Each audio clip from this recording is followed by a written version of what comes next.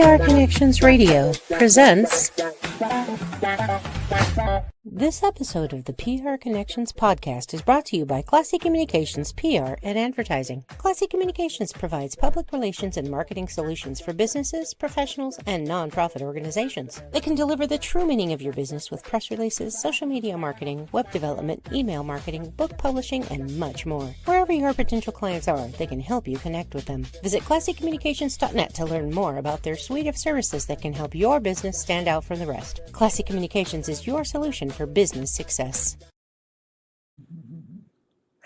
Welcome to Breaking the Silence, Finding the Courage to be Heard.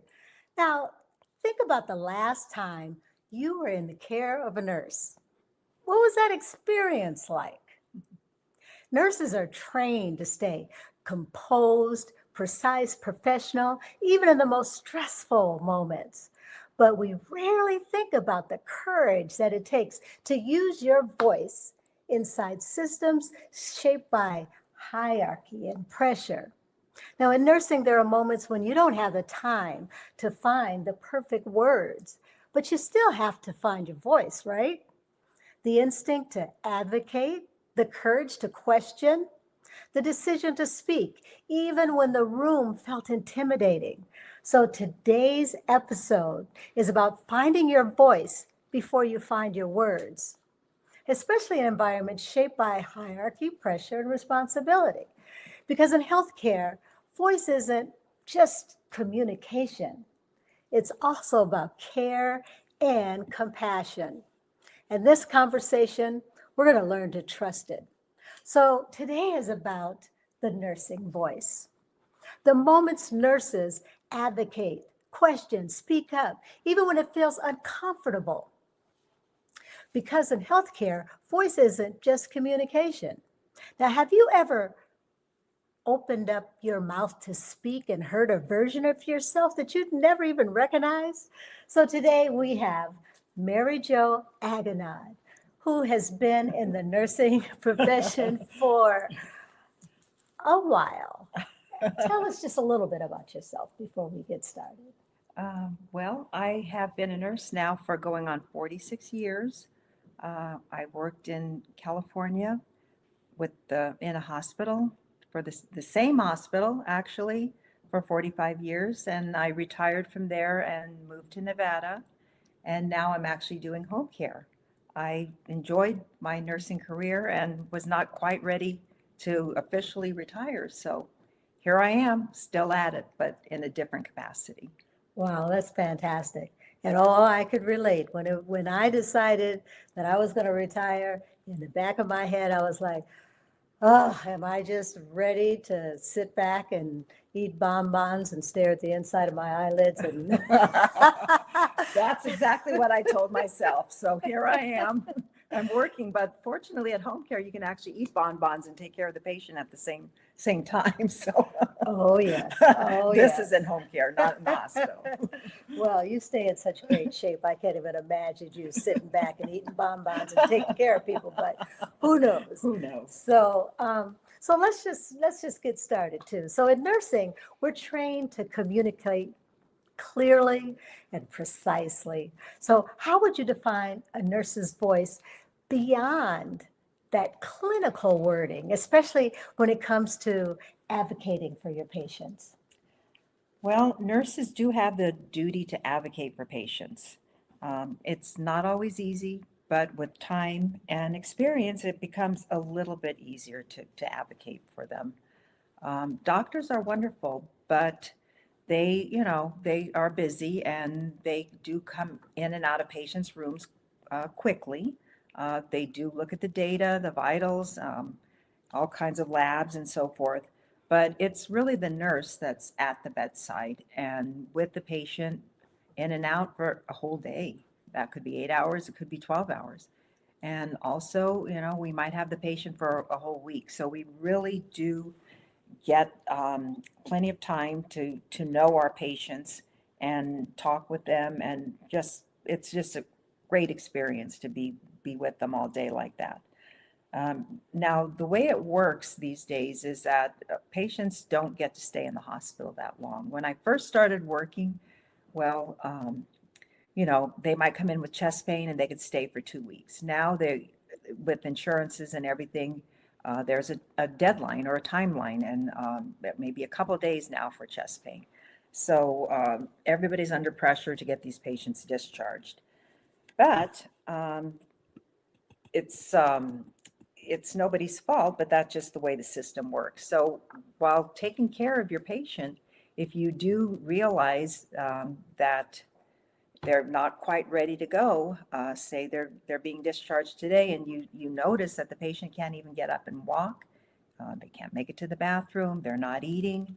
I mean, this does not sound like a safe discharge. So basically, at that point, we need to let the doctor know. I'm not sure if you know what's going on here, but this patient can't even get out of bed. I don't feel like this is a safe discharge.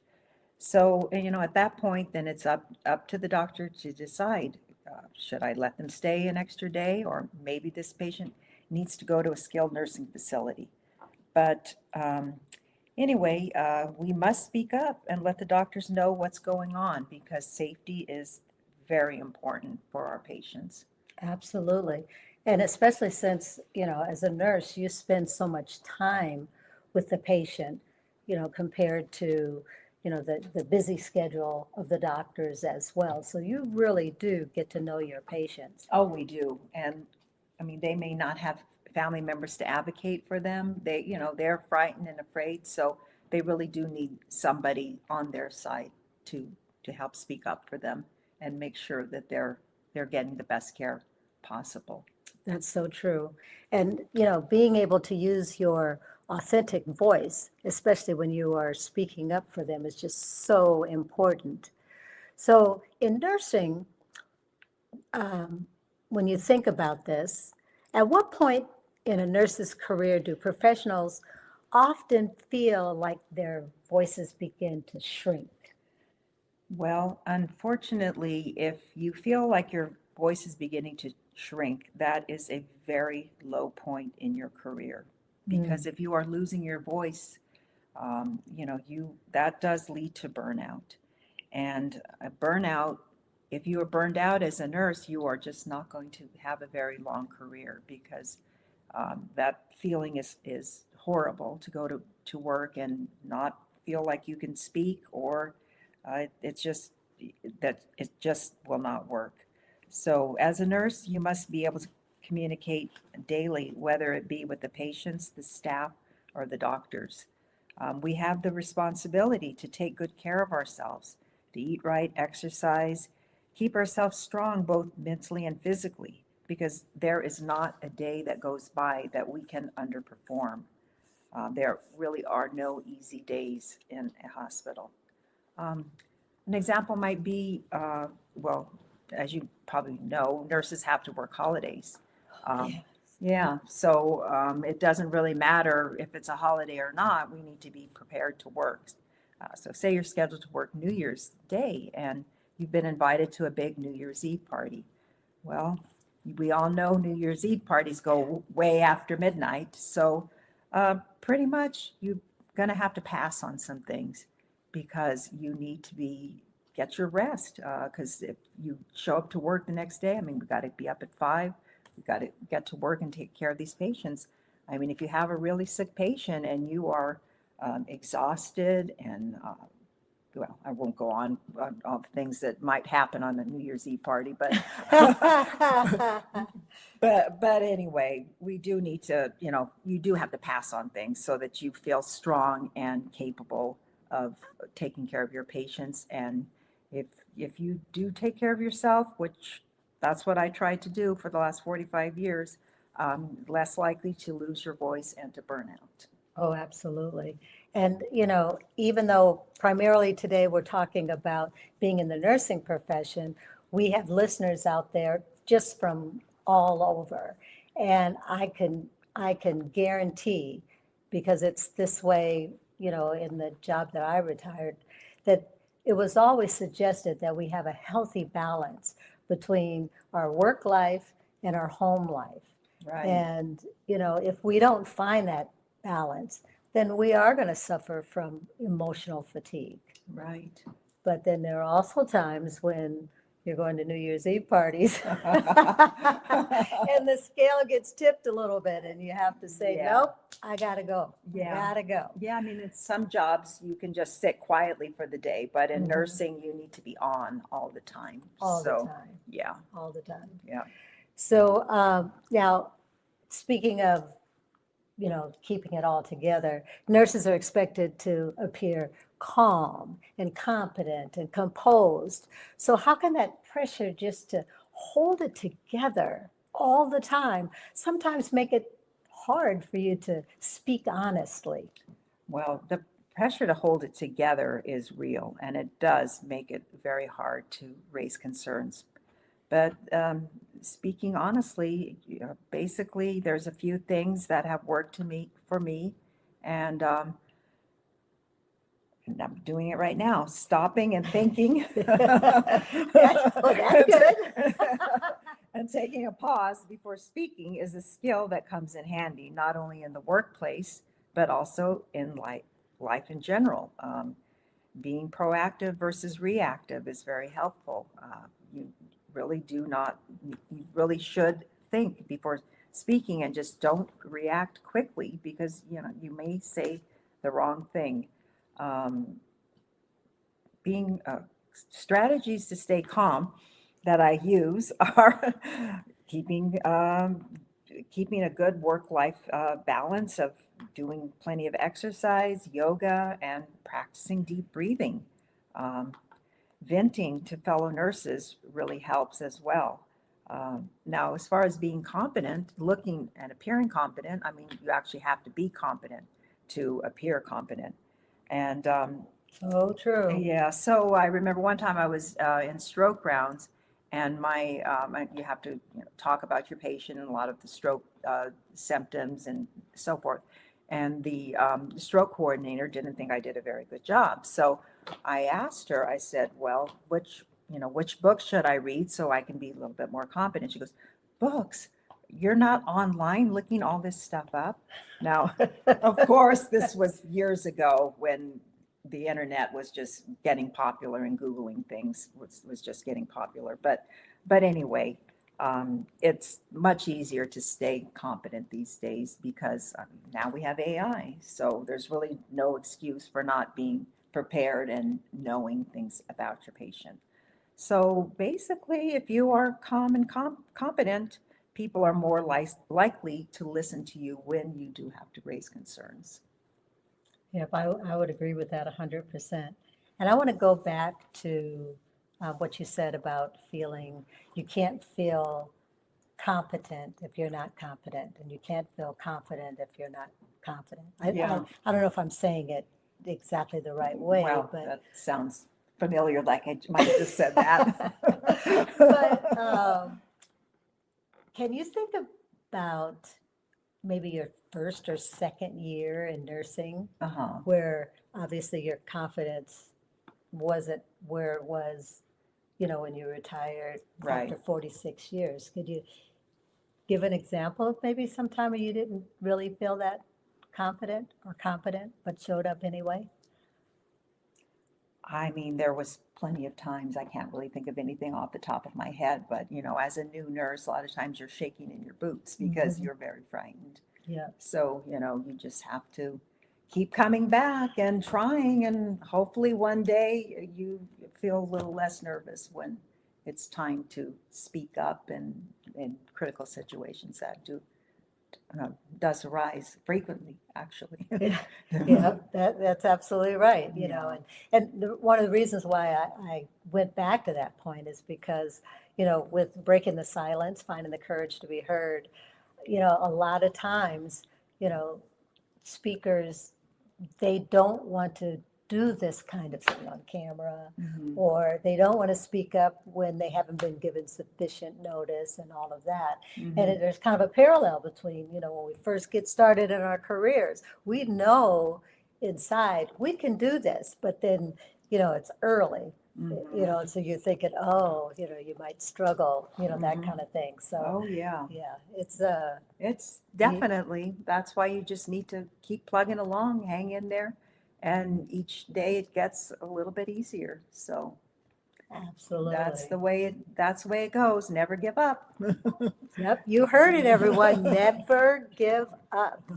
So in environments, where there's strong hierarchies, because I'm assuming, at the time that you were, in your position, you had to report to this person and you had to report to the next person and so Right. forth. And in nursing, there is that strong hierarchy. Why do nurses sometimes feel that they may need permission to speak, even when they know it's something that they really need to relay? Well, I'll just give a little side note. Back when I first started nursing, I mean, you used to have to stand up when the doctor came into the room. Oh, goodness. So yeah, Yeah. so nurses do feel the need to have permission to speak up, especially when you are dealing with these very busy doctors. I mean, doctors don't have it easy. So, but in general, they don't like their time wasted. So as a new nurse, you may have a hard time distinguishing what is important and what needs to be said and what doesn't need to be said. So you must quickly learn how to approach doctors in a way that makes them want to listen to you. Do you have an example of this? Well, a little example might be, you call them at midnight and you tell them, oh, doctor, the patient's blood pressure is 170 over 100. Well, and that's all you have on the patient. Now, that's just not enough information for him. So he's a little disappointed that you woke him up to say that. So, guess so. they just click, hang up, like nurse, figure it out. Right. So anyway, as time went on, if I called them, I would be a little bit more thorough. So I would say, by the way, over the last few hours, the patient's blood pressure has been rising. It's 200 over 100. They are also very symptomatic, by the way. They're dizzy, they're vomiting, they're nauseated, and they have a severe headache. So this is a better, clear, concise message for the doctor. And in that case, when you speak to them in a way that they prefer, then they can go ahead and give a doctor's order and you can help your patient. But being prepared before you speak really does help people want to listen to you. Absolutely. Preparation is key, especially in what you do and having to relay that information. And thinking about, the doctor receiving this phone call at midnight. Yeah. I can only imagine how he felt with the information that you shared. It reminds me of a segment in a workshop that I do that's called Pearls of Empowerment. Uh-huh. But one of the pearls is always remember to weave, as in weave the whys of critical facts and details. There you Because go. it's one thing just to say the fact or Right. the detail, but then weaving in those whys Yeah. makes everything a lot more digestible, so to Mhm. speak. Right. So yes, That's very good advice, actually. Where were you when I needed you? I'm always here if you ever need me. Oh, gosh. So as we continue thinking about what are some realistic ways that nurses can reconnect with their voice in like really high pressure settings, especially when time and energy are just almost depleted? Yeah, well, there are several ways that I use to reconnect with my voice under high pressure settings. And for me, it's just basically getting back to the basics. It's amazing if you just follow a few basic principles, your voice can feel stronger and more confident. It gets back to, again, just taking care of yourself. Come to work rested. Do things on your free time that make you stronger, like yoga and exercise. Practice deep breathing, eating healthy.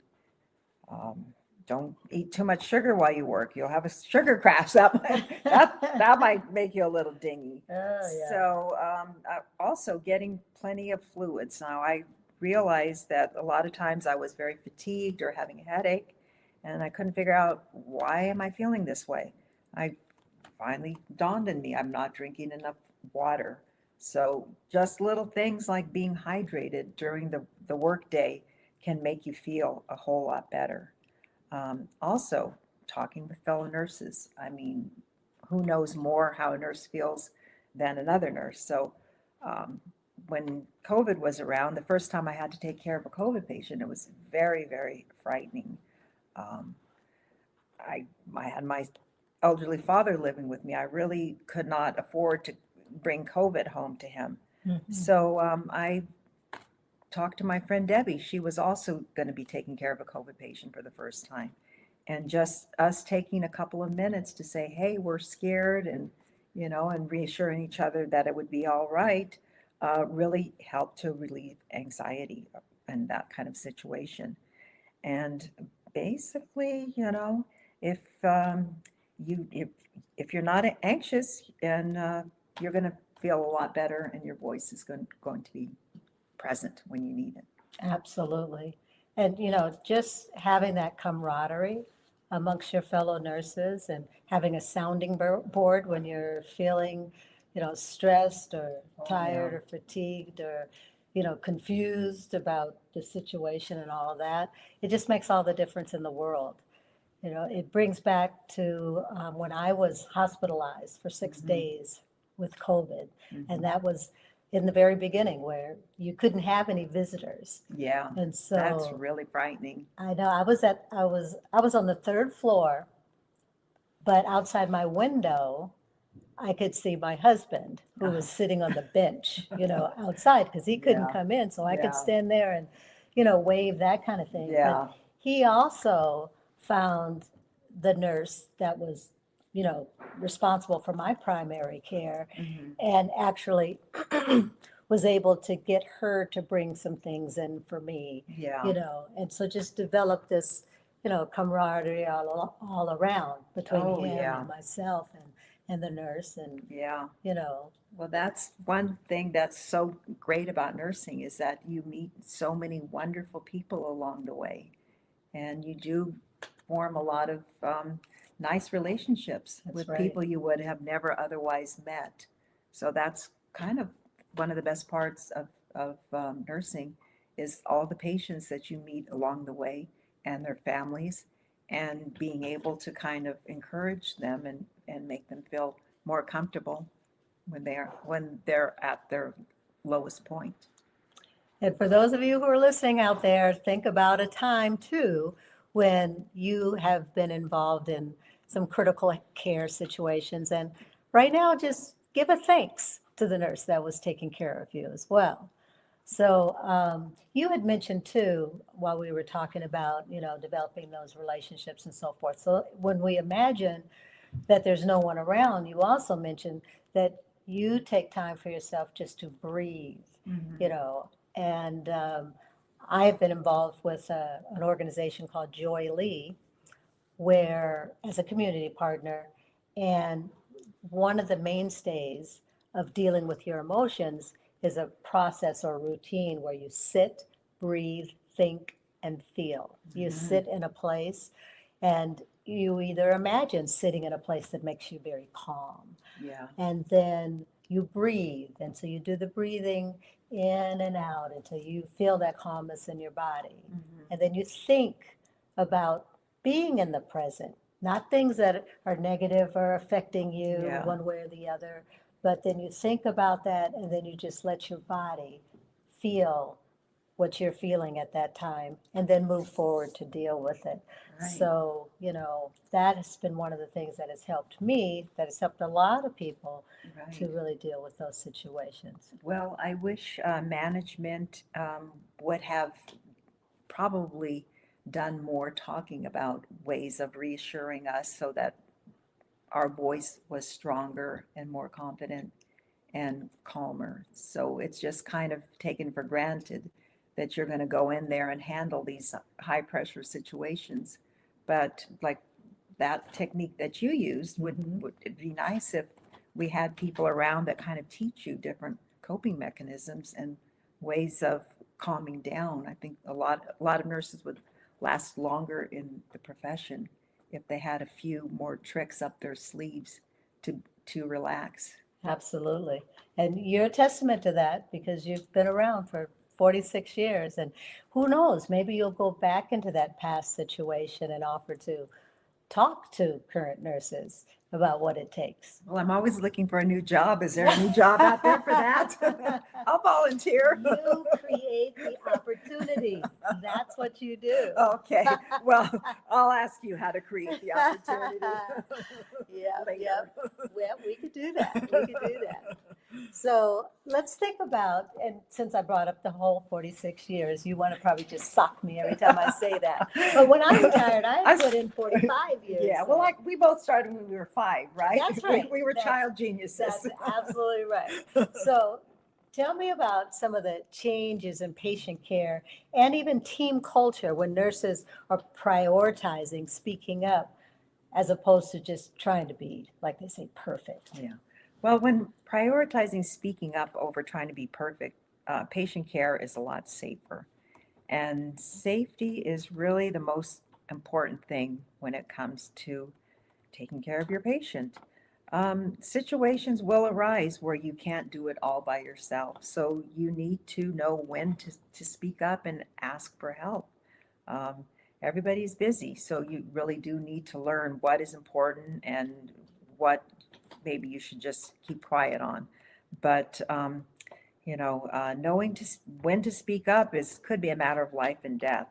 So, say you are holding pressure on a cardiac cath patient's bleeding artery, and you can't stop the bleeding. For patient safety, you need to call out for help. Now, if you're trying to be perfect, you're going, well, I better just do this myself. But no, I mean, in this case, you have to be strong and say, hey, help, help, And another thing that has really made a big difference in nursing care is that they have formed a rapid response team. Oh.